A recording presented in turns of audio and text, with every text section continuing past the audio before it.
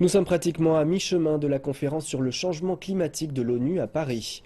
Les négociateurs s'affairent maintenant à rédiger la première mouture de l'accord qui sera débattu par les délégués la semaine prochaine. Toutefois, le président de la COP21, Laurent Fabius, estime que les parties ont encore beaucoup de travail à faire pour arriver à un accord final.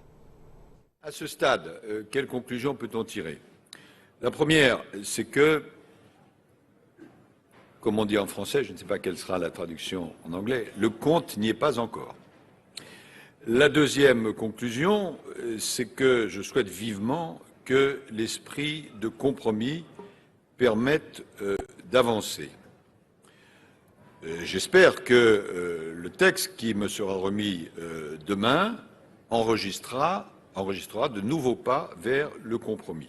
L'idée, c'est que le texte sera réduit et envoyé au ministre français des Affaires étrangères, Laurent Fabius, à midi samedi. Après cela, il sera envoyé au ministre pour essayer d'atteindre un accord global la semaine prochaine. Deux projets alternatifs de texte sont sur la table. Ce sont des documents de 38 et de 48 pages, alors qu'ils en faisaient 50 au début de la semaine. À la même étape, à Copenhague, le document équivalent comptait 300 pages. Mais le texte contient toujours des centaines de parenthèses qui marquent les points de désaccord. Il porte notamment sur le financement pour les pays en voie de développement au-delà de 2020 et sur la cible à fixer pour réduire ou éliminer progressivement l'utilisation de combustibles fossiles.